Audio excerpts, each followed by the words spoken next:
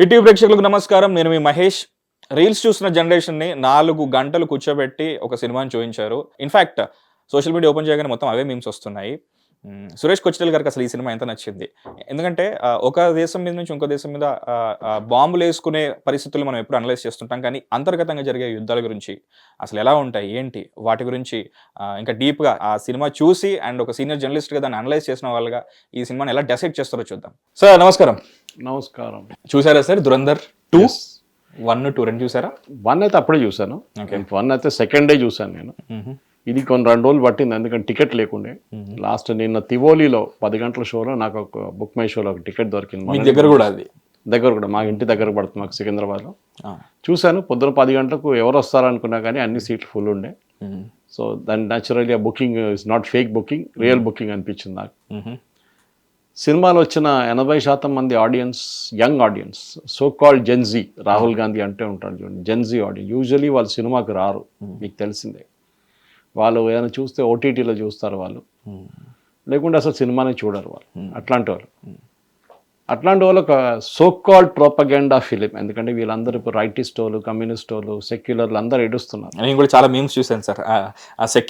Seculars ఎలా చూస్తున్నారు, neutral audience ఎలా చూస్తున్నారు, రైట్ వింగ్ ఎలా చూస్తున్నారు అని చెప్పేసి. సో దీంట్లో వీళ్ళంటారు మోదీని చూపించారు 2 సార్లు, మోదీ గురించి cinema, demonetisation and fake note currency గురించి కనెక్షన్ ఎస్టాబ్లిష్ చేశారు. ఇది ఆదిత్యధర్ మోదీ భక్తు, అది ఇది అని చెప్పి చాలా మటుకు చెప్పారు. కానీ నేను మన ప్రేక్షకులు ఎవరెవరు ఇంకా చూడలేదు సినిమా, ఎందుకంటే నేను స్పాయిలర్స్ దీంట్లో I will not do anything. Story మీకు చెప్పను. స్టోరీ మీరు చదువుంటారు, లేకుంటే మీరు రివ్యూ చూస్తుంటారు. దాంట్లో బడే సాబ్ అని ఒక సాబ్ ఉన్నారు, ఆయన కూడా చెప్పాను, ఎవరని చెప్పాను. అన్ని దాంట్లో సస్పెన్స్ ఉన్నాయి చాలా మటుకు, అది ఉంచుకుందాం అట్లానే. కానీ మనం ఇక్కడ గుర్తుపెట్టుకోవాల్సింది ఏంటంటే, మన దేశం కోసం ఇట్లాంటి స్పైస్ ఉన్నారని ఒకటి మనం గుర్తుపెట్టుకోవాలి. దాంట్లో ఒకరు అజిత్ దోవలే. ఆయన 6 సంవత్సరాలు పాకిస్తాన్లో ఉన్నారు. ఆల్మోస్ట్ సేమ్ టైం, అంటే అదే 5-6 సంవత్సరాలు చైనాలో కూడా ఉన్నారు ఆయన. ఒకసారి ఎవరైనా పట్టుకుంటే, అఫ్కోర్స్ చైనాలో ఐ వాజ్ సర్ప్రైజ్డ్, ఎందుకంటే అక్కడ ఈజీగా గుర్తుపడతారు మిమ్మల్ని. మాంగ్లాయిడ్ క్యారెక్టర్స్ లేరు మిమ్మల్ని, కానీ టిబెట్లో ఉన్నారు ఆయన. టిబెట్లో బట్ ఎందుకు ఆ టైంలో ఆయన ఈజీగా ఎస్కేప్ అయిపోయాడు. పాకిస్తాన్లో అయితే కెన్ స్టిల్ మేనేజ్ ఎట్లయినా. ఇన్ఫ్యాక్ట్ ఆయన చెప్పారు కూడా, పాకిస్తాన్లో ఉన్నప్పుడు ఒక సీన్ ఉండే, ఆయన అక్కడ ఒక దర్గాకి వెళ్తుండే అంట అక్కడ. సో దర్గాకి వెళ్ళినప్పుడు ఒక ముసలైన కార్నర్లో కూర్చున్నాడు, పెద్ద దాడి గీడి అంతా, చూస్తేనే ఒక సెయింట్ లాగా ఉన్నారు. ఆయన దగ్గర వెళ్ళి ఇట్లా ఆయన పిలిచారంట దూరం నుంచి, దూరం పిలిచి దగ్గర పిలిచి అడిగారంట అజిత్ దోవల్ దగ్గర, మీరు హిందూయేనా అని అడిగారు. So I was shocked. కాదన్నారు, యు ఆర్ ఏ హిందూ అని చెప్పినట్టు. తర్వాత రండి నాతో రండి అని చెప్పి ఒక గల్లీలు తీసుకెళ్ళి ఆయన ఇంటికి తీసుకెళ్లారంట. అక్కడ తీసుకెళ్ళి చెప్పారంట, నువ్వు హిందూయే నాకు తెలుసు అని. అజిత్ దోవల్ గారు అడిగారంటే, ఎట్లా తెలుసు అంటే, ఈ చెవుకు ఒక చిన్న ఇయర్ రింగ్ క్లిప్ చేసి ఉంది, ఇది హిందువులే చేస్తారు, ముస్లిమ్స్ చేయరు అని చెప్పి. పోగు మీకు ఎట్లా తెలుసు అని అడిగాను. He's from Garhwal, Uttarakhand. ఆయన చెప్పారంట, ఈ ముస్లిం, ఈ సో కాల్డ్ అసెటిక్ ముస్లిం, నేను కూడా హిందువునే, నేను కూడా భారతదేశం. స్టోరీ అంతా దాని నుంచే ఉంది అనమాట. ఓకే, సినిమా చూసినప్పుడు ఈ కనెక్షన్ అర్థమవుతుంది ఏంటనేది ప్రేక్షకులు. కానీ మనం ఏం గుర్తుపెట్టుకోవాలంటే, ఈ స్పైయింగ్ అనే ఒక ప్రొఫెషన్, మనం జేమ్స్ బాండ్ చూస్తుంటాం, మేము అనుకుంటాం అదే జేమ్స్ స్పైయింగ్ అనుకుంటాం. కాదు, స్పైయింగ్ అనేది చాలా ఒక ఫేమస్ ఆథర్ ఒకరు ఉన్నారు. మన ప్రేక్షకులు ఎంతమంది చదవరు అనుకుంటే తెలియదు నాకు, కానీ జాన్ లెక్కార్ అని చెప్పి ఒక ఫేమస్ ఆథర్ ఉన్నారు. Is return a lot of spy books. Spy who came from the cold, tinker told the soldier spy, అట్లాంటి స్పై బుక్స్ రాశారు ఆయన. కొన్ని డ్రై అనిపిస్తుంది మీకు, కానీ it is a brilliant writing spy గురించి. చాలా కోల్డ్ వరల్డ్లో వర్క్ చేస్తారు వాళ్ళు, వాళ్ళ పని అది.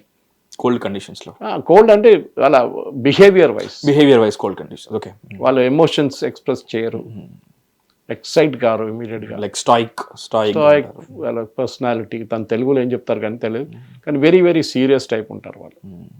వాళ్ళని ఒక పని మీద పంపించారు, ఆ పని వాళ్ళు చేయాల్సింది. పట్టుకున్నారో వాళ్ళు చంపేస్తారు, మిమ్మల్ని టార్చర్ చేసి చంపేస్తారు వాళ్ళు. పాకిస్తాన్ అయినా కానీ ఎవరైనా కానీ. ఆల్రెడీ 1లో ఒక సీన్ చూసాం మనం. సో ఆ చేసిన తర్వాత కూడా మీకు ఒక మెడల్ కూడా రాదు. మీరు దేశానికి త్యాగం చేశారని చెప్పి మీకు మెడల్, ఎందుకంటే అంగీకరించారు మిమ్మల్ని, మీ దేశమే మిమ్మల్ని అంగీకరించారు. మీ ఫ్యామిలీని చూసుకుంటారు, ఫ్యామిలీకి పెన్షన్ కానీ మిగతా కానీ అన్నీ ఇస్తారు, కానీ మిమ్మల్ని publicly they will not acknowledge. ఒక మెడల్ కూడా ఇయ్యారు మీకు. సో ఐడెంటిటీ అనేది ఉండదు. ఉండదు. అట్లాంటి పరిస్థితుల్లో ఒక దేశంలో చేసిన దానికి పార్ట్ 1లో మనం చూసాం. రణ్వీర్ సింగ్ అక్కడ వెళ్ళి అక్కడ ఉండి and he did what he did was suppose to do అన్నీ చేశారు. పార్ట్ 2లో దానికి ఒక క్లోజర్ వస్తుంది. దానికోసం రివెంజ్ అని పెట్టారు పేరు సీక్వెల్కి.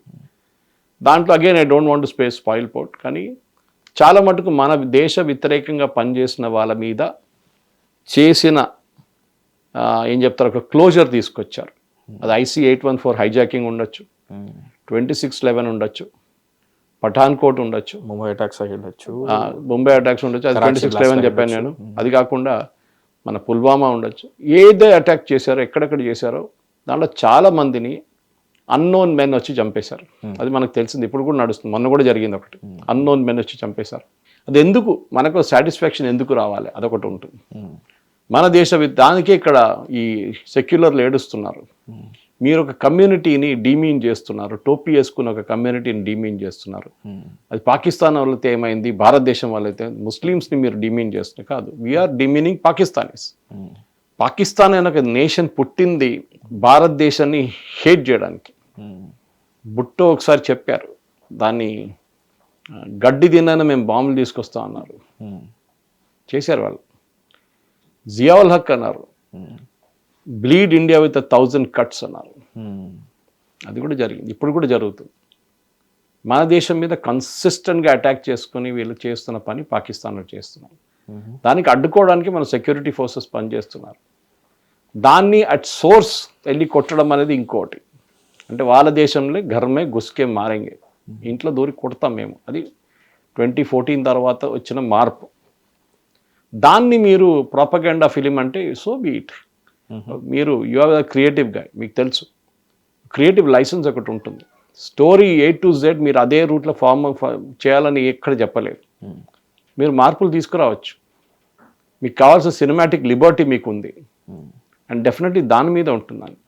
ఈ స్టోరీలో చాలా మటుకు ఆదిత్య ధర్ చాలా బాగా రాశారు స్టోరీని. ఆ 4 గంటల సేపు కూడా అక్కడిక్కడ వెళ్ళకుండా ఈ మేడ్ ష్యూర్ దట్ మీరు ఎక్కడ కూర్చున్నారు అదే సీట్లో ఉన్నారని. రీల్స్ చూస్తున్న జనరేషన్ 4 hours కూర్చోబెట్టాడు అన్నట్టు. చాలా టఫ్. ఇప్పుడున్న జనరేషన్కి మీరు 2 గంటల సినిమా చూపిస్తే కూడా వాళ్ళు ఫిజిటీ అయిపోతారు. 1 గంట తర్వాత ఏం అక్కడెక్కడ చూస్తారు, వాచ్ చూస్తారు, మొబైల్ చూస్తారు. కానీ ఇక్కడ 4 hours కూడా కంటిన్యూస్ మీ అటెన్షన్ స్క్రీన్ మీద ఉంది. Violence, yes, too much of violence, but that is expected. అట్లాంటి సినిమాకి రావాల్సింది వైలెన్స్. కానీ చూపించింది ఏంటంటే మనం పాకిస్తాన్ని మమ్మల్ని ఎట్లా కొడుతున్నారో వాళ్ళు, మనం కూడా అదే రూపంలో వాళ్ళని తిరిగి కొట్టాలి. అప్పుడు వాళ్ళకి అర్థమవుతుంది దాని పెయిన్ ఏముంటుంది అనేది. దాంట్లో కొన్ని ఇన్సిడెన్సెస్ ఉన్నాయి. డిమానిటైజేషన్ గురించి చేసిందెందుకు, అక్కడున్న ఫేక్ కరెన్సీ ర్యాకెట్ కొట్టడానికి చేశారు, డ్రగ్స్ గురించి, మిగతా అన్నీ ఉన్నాయి దాంట్లో. చాలా మటుకు ఆయుధాలు అక్కడ తెప్పించుకున్న గన్స్ కానీ, రాకెట్ ప్రొపెల్ గ్రెనేడ్స్ కానీ, అక్కడ లేయారి టౌన్షిప్లో కరాచీలో జరిగే పాలిటిక్స్, అక్కడున్న లోకల్ పాలిటిక్స్. ఒక మనిషి Ravinder Kaushik, I think he was one spy like that. You can Google his name. yes sir, అవును, టైగర్, బ్లాక్ టైగర్. ఈ ఆయన భారతదేశం ఇట్లనే పంపించారు ఇక్కడి నుంచి. అక్కడ వెళ్ళి వాటర్ క్రాస్ చేసి అక్కడ ఒక యూనివర్సిటీలో చేరి ఎగ్జామ్ పాస్ అయ్యి కరాచీ యూనివర్సిటీలో ఆర్మీలో చేరుకున్న తర్వాత పాకిస్తాన్ ఆర్మీలో చేరారు. దాని తర్వాత మేజర్ లెవెల్ దాకా వెళ్ళారు. But he was Indian spy. వాళ్ళు గుర్తుపట్టలేదు వాళ్ళు. అది వాళ్ళు చేసిన, దట్ ఈస్ హిస్ గ్రేట్నెస్. తర్వాత ఆయన పట్టుబడ్డాడు, హీ వాజ్ కిల్డ్. అవునా sir? I thought he came safely to Hyderabad. He disappeared from the scene. ఎవరికి తెలియదు, వచ్చారో కూడా తెలియదు ఇండియాకి. He just disappeared. ఓకే, కానీ వాళ్ళ గురించి మాట్లాడరు. ఈవెన్ తిరిగి వస్తే కూడా ఎవరు మాట్లాడరు వాళ్ళ గురించి, ఎవరు అంగీకరించరు కూడా. అదే కదా దాని speciality. Because you are a person with no name. మీకు పేరు లేదు. మీరు వచ్చి మీ ఇంటికి వెళ్తే మీరు కాదు, అంతే. They will just deny. మీ ఇట్లా మంచి మాకు తెలియదు అంటారు. నేను ఏమైనా చెప్తే స్పాయిలర్ అయిపోతుందేమో అనుకుంటున్నాను సార్. ఆ క్లైమాక్స్ లో like cross roads of life ఒకటి ఉంటుంది. Correct, that's what I'm saying.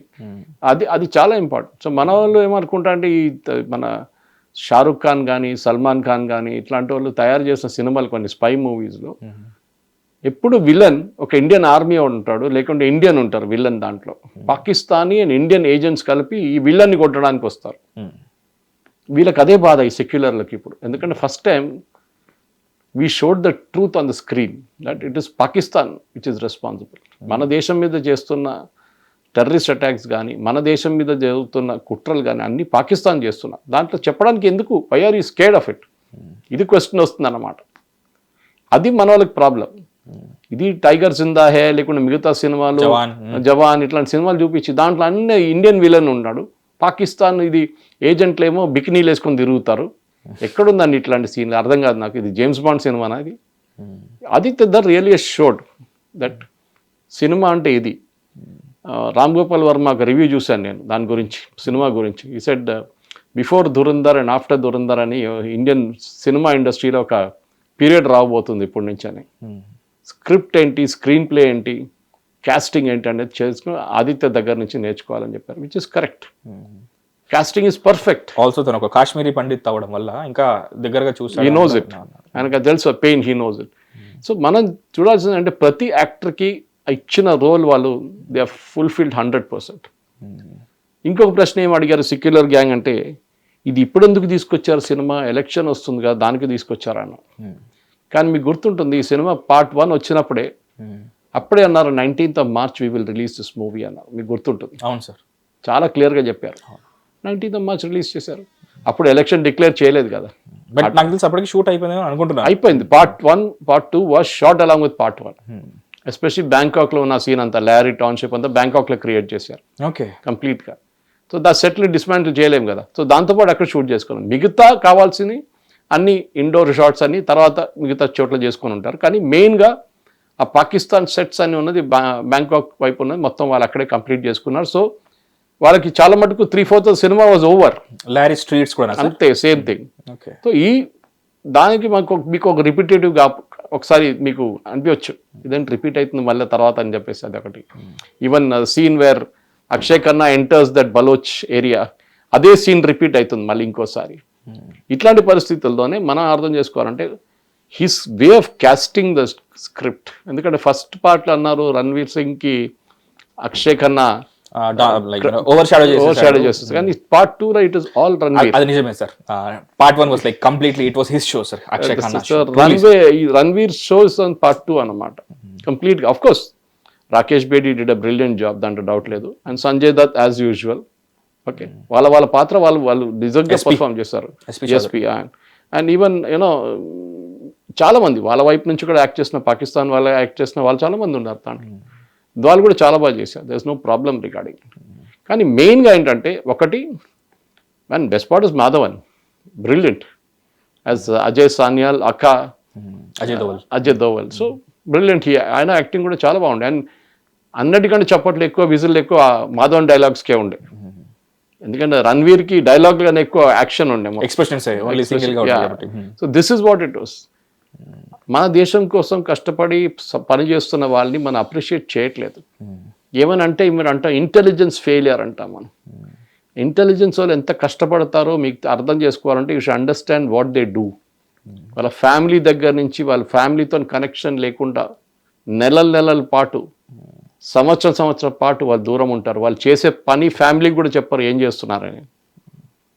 When agent is working for రా రీసెర్చ్ అండ్ అనాలిసిస్ వింగ్, మన ఎక్స్టర్నల్ సీక్రెట్ ఆర్గనైజేషన్ ఇండియాది, వాళ్ళు ఇంట్లో కూడా చెప్పరు నేను ఏం చేస్తున్నాను. రెగ్యులర్ జాబ్కి వెళ్తాడు వస్తాడు అంతే. ఒకసారి నెల పాటు గాయమైపోతారు, మళ్ళీ ఏ పని మీద పోతారో తెలియదు. But that is what it is. ఎప్పుడు చెప్తారు ఇంగ్లీష్లో, you take your secrets to the grave అని. చనిపోతే మీరు తీసుకెళ్ళిపోతారు మీతో పాటు, మీరు మాట్లాడరు దాని గురించి. మిమ్మల్ని కొట్టి చంపేస్తే కూడా మీరు మాట్లాడరు దాని గురించి.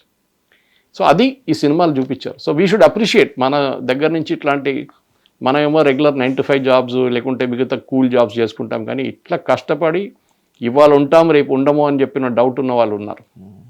వాళ్ళు దేశం కోసం చేస్తున్నారు, వాళ్ళ ప్యాషన్ కోసం చేస్తున్నారు. వాళ్ళు దేశభక్తి ఉంటుంది వాళ్ళకి.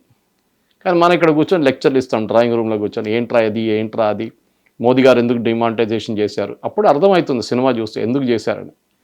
బహుశా 5% 10% ట్రూత్ ఉండొచ్చు దాంట్లో, కానీ మిమ్మల్ని ఒకసారి ఆలోచించడానికి ఫోర్స్ చేస్తుంది అది.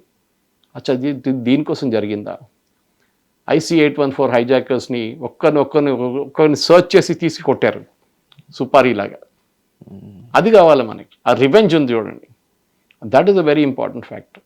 భయం ఉండాలి. హిందీలో అంటారు డర్ అచ్చా హై, వెరీ గుడ్, అది ఉండాలి.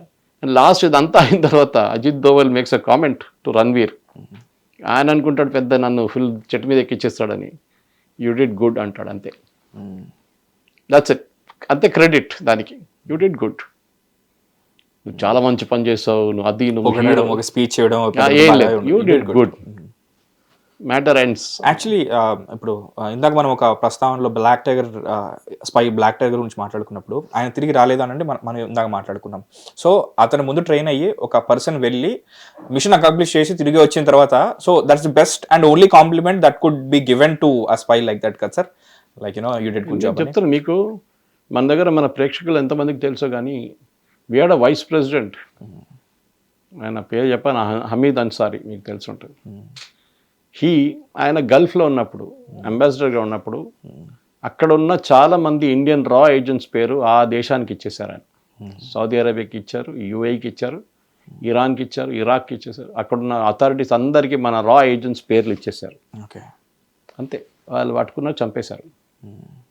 ఆలోచించండి. And he was made our vice president after that. Moles, he should have been shot, he should have been punished.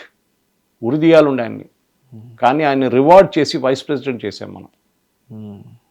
ఇట్లాంటి మనిషి మన దేశం కోసం పనిచేస్తున్న మన ఇండియన్స్ని ఆ దేశాల్లో తీసుకెళ్ళి ముక్కలు చేసి ఉంటారు వాళ్ళు. ఆయన ఆ చేపించిన మనిషి, అది మొత్తం అందరినీ వీళ్ళ పేర్లు ఇచ్చిన మనిషిని మనం వైస్ ప్రెసిడెంట్గా చేసాం మనం. ఆలోచించి we know who did it. మనకు తెలుసు ఎవరు ఆయన వైస్ ప్రెసిడెంట్గా ప్రమోట్ చేశారు, వైస్ ప్రెసిడెంట్గా తీసుకొచ్చారని. ఇంకేమైనా దేశంలో ఉంటే ఆయన ఒకరోజు ఎక్స్ట్రా కూడా బతకడు, అట్లాంటి పరిస్థితి. అది డిఫరెన్స్ అన్నమాట. అండ్ అజిత్ దోవల్ అనే మనిషి మనకు అందరు తెలిసిందే, is exact opposite of Hamid Ansari. దేశం కోసం this age also 80+ and something he's reaching no, I think so. In this age also he's working and వెళ్ళనియట్లేదు మోదీ గారు. That is very important. మనం అందరు రాత్రి నిద్రపోతూ ఉంటాం కదా కంఫర్టబుల్గా, మనం వీళ్ళు గుర్తుపెట్టుకోవాలి. ఇట్లాంటి వాళ్ళు out of the dark shadows work చేస్తున్నట్ల ఆ దేశంలో వెళ్ళి దూరి పనిచేస్తున్నప్పుడు ప్రతి స్టెప్ తిరిగి చూడాల్సి వస్తుంది, మన వెంట ఎవరైనా ఉన్నారా లేదా. That is very important. Sir చాలా మీమ్స్ చూస్తున్నాను సార్. అందులో ఈరోజు నేను ఫ్రెష్గా చూసిన మేము ఏంటంటే ఆఫ్టర్ వాచ్ అంటే సినిమా ప్రభావం తర్వాత రీజనల్గా లేకపోతే ఆ టైం పీరియడ్లో కొందరు మీద ఉంటుంది సార్. అప్పట్లో పోకిరి చూసి అందరూ షర్ట్ పైన టీ షర్ట్ వేసుకున్నట్టు అందరికీ అది కొన్ని రోజులు ఉంటుంది. కానీ ఈ సినిమా ఏం చేసిందంటే అక్కడ చుట్టుపక్కల నిజంగా రోడ్డు మీద వెళ్తున్న వాడు ఏమో స్పై ఏమో అని తెలుసుకుందాం అని చెప్పేసి ర్యాండమ్ పర్సన్ని పడుకున్నాడు ఒక ముసలోళ్ళని కూడా వాడి ఐడి కార్డు తీసుకొని నువ్వు ఎవరు రాని అడుగుతున్నావు సార్. ఎవడో చెప్తాడా సార్ అట్లా నేను స్పై అని చెప్తాడా? And one more thing sir, మనం ఇలాంటి సినిమాలు ఇలా ఓపెన్గా మేము ఇలా ఇంత లైక్ పూసగుచ్చినట్టు అరటిపండు ఒలిచి లోపల ఇలా పెట్టినట్టు చూపిస్తే ఇన్ ఫ్యూచర్ ఇప్పుడు ఈ స్పైయింగ్ అనేది ఇక్కడికి ఆగదు, మనం చేస్తూనే ఉండాలి. ఎందుకంటే అక్కడ ఇంటెలిజెన్స్ రిపోర్ట్ మనకు దొరుకుతూనే ఉండాలి. యాజ్ అ లేమ్ ఆడియన్స్ నాకు ఏమనిపిస్తుంది అంటే మనం ఇలా మన సీక్రెట్స్ మనం చెప్పేస్తుంటే వాళ్ళు ఇంకా అలర్ట్ అయిపోతారు కదా అనిపిస్తుంది సార్ నాకు. డెఫినెట్లీ వాళ్ళకి తెలియకుండా ఏం లేదు, వాళ్ళకు కూడా తెలుసు. వాళ్ళు మన వైపు చేస్తున్నారు స్పైయింగ్. చూస్తారు కదా నిన్న ఎంతో మందిని పట్టుకున్నారు ఇండియాలో. వాళ్ళు ఏం చేశారంటే ప్రైవేట్ సీసీటీవీ కెమెరాలు పెట్టారంట ట్రాఫిక్ లైట్ దగ్గర. ఓకే, పెట్టి దానికి డైరెక్ట్ పాకిస్తాన్కి లింక్ ఇచ్చారంట. పఠాన్కోట్, అంబాలా, చాలా మటుకు మన మెయిన్ ఆర్మీ క్యాంప్స్ ఎక్కడెక్కడ ఉందో అక్కడ అన్ని సీసీటీవీ పెట్టారంట. మనం అనుకుంటా అది ట్రాఫిక్ పోలీస్ పెట్టారు అనుకుంటాం. సోలార్తో పెట్టి కరెంట్ కనెక్షన్ లేకుండా డైరెక్ట్గా దాని నుంచి ఒక సిమ్ కార్డు పెట్టి లింక్ ఇచ్చి పాకిస్తాన్కి ఇచ్చారు వాళ్ళు. నిన్ననే అరెస్ట్ చేశారు, 6 మందిని అరెస్ట్ చేశారు. ఇవాళ పొద్దున 12 మందిని అరెస్ట్ చేశారు.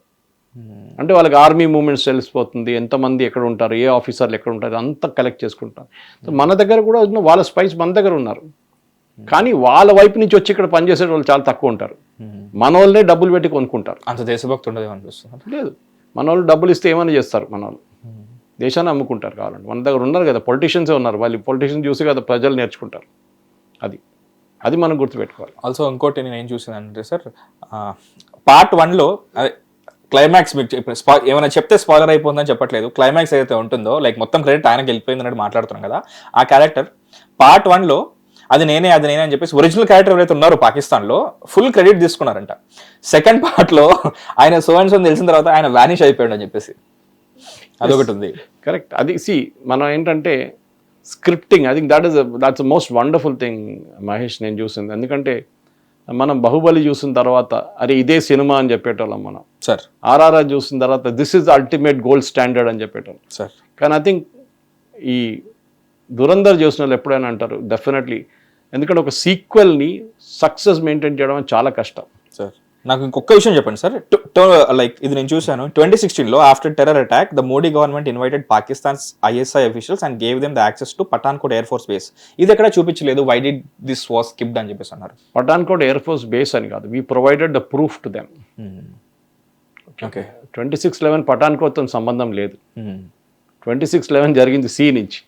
2016 సార్ 2016 టెర్రర్ అటాక్. అదే అంటున్నా. So 26/11 is different from this. 26/11 we provided the proof, కానీ వాళ్ళు అంగీకరించలేదు. సో పాకిస్తాన్కి మీరు ఎంత ప్రూఫ్ ఇచ్చినా కానీ అదన్నీ చూపించక్కర్లేదు. We call Pakistan, we showed them అనేది. మనం ఎయిర్ ఫోర్స్ బేస్ ఓపెన్ చేసి మన ఎయిర్క్రాఫ్ట్ ఎన్ని ఉందని చూపించాం అని ప్రూఫ్ చూపించాం. ఎందుకంటే వాళ్ళు డినై చేస్తారు ఎప్పుడు, ఇట్లా జరగనే లేదు, మా వాళ్ళు ఇన్వాల్వ్డే లేదంటారు.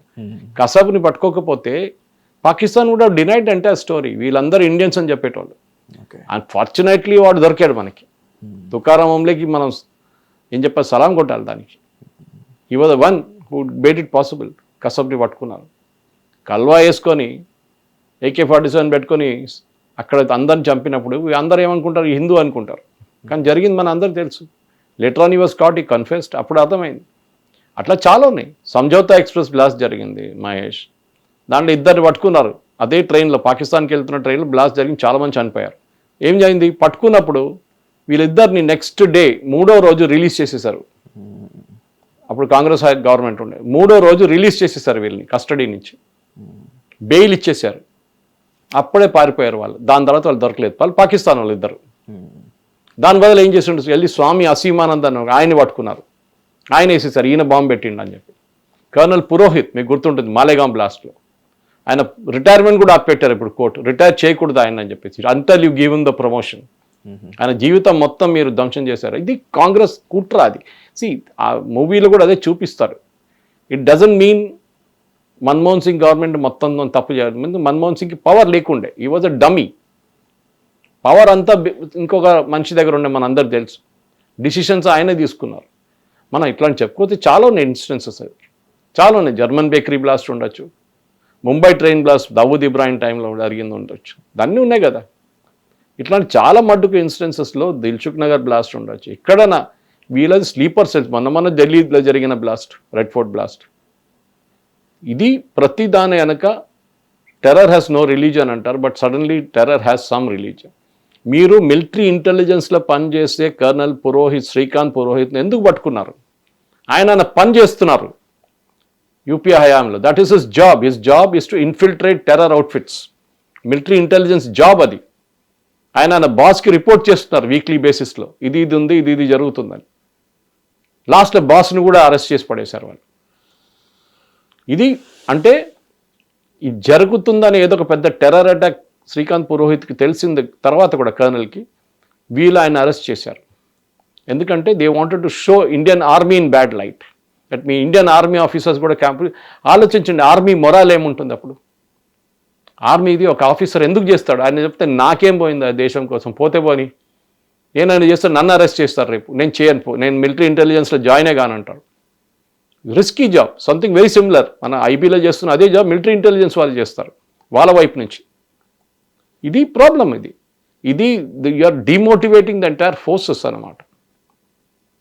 హమీద్ అన్సారీ కేసు చెప్పాను మీరు. హమీద్ అన్సారీని ఇంకొక దేశంలో ఉంటే ఆయన్ని నెక్స్ట్ డే జైల్లో వేసేస్తుండే, 3వ రోజు ఉరి చేసేస్తుండే ఆయన్ని.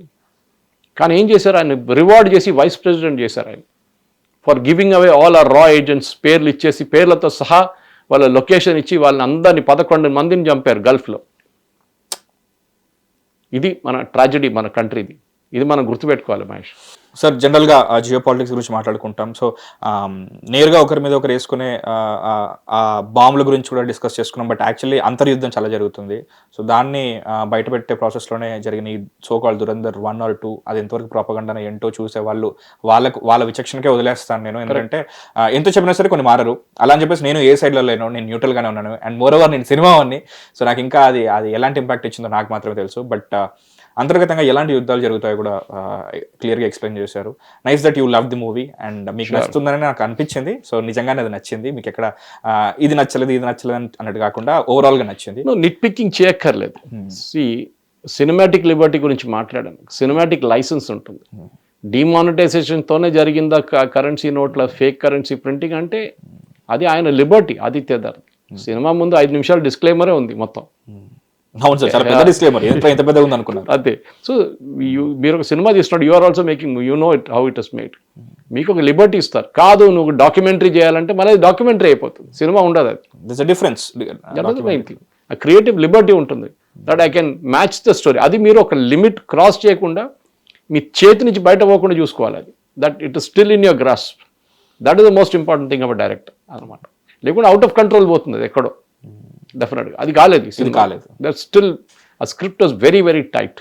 4 hours అయినా కానీ చాలా టైట్ ఉండే script. Nice sir, thank you so much sir. Thank you very much. Right. Hit TV app, ఇందులో short news, live news, entertainment shows, movies, digital magazines తో పాటు మీ జిల్లా వార్తలను కూడా ఫ్రీగా చూడొచ్చు. ఇంకెందుకు ఆలస్యం, వెంటనే హిట్ టీవీ యాప్ ని డౌన్లోడ్ చేసుకుని ఫ్రీగా ఎంటర్టైన్మెంట్ పొందండి. Hit TV app. Hit TV app. Please download hit TV app. Hit TV యాప్ని ఫ్రీగా డౌన్లోడ్ చేసుకొని ఎంజాయ్ చేయండి. మీకు నచ్చిన ఎంటర్టైన్మెంట్ కోసం హిట్ టీవీ యాప్ ని ఫ్రీగా డౌన్లోడ్ చేసుకుని ఎంజాయ్ చేయండి. హిట్ టీవీ యాప్ ని డౌన్లోడ్ చేసుకుని ఆస్వాదించండి, ఆశీర్వదించండి. ఇంతమంది సెలబ్రిటీలు హిట్ టీవీ యాప్ ని డౌన్లోడ్ చేసుకోండి అని చెప్తున్నారంటే ఎంత మంచి యాప్ ఆలోచించండి. అమెరికా అమెరికా అమెరికా అమెరికాలో చదవాలనుకునే వాళ్ళకి విశ్వసనీయమైన పేరు మన శౌర్య కన్సల్టెన్సీ.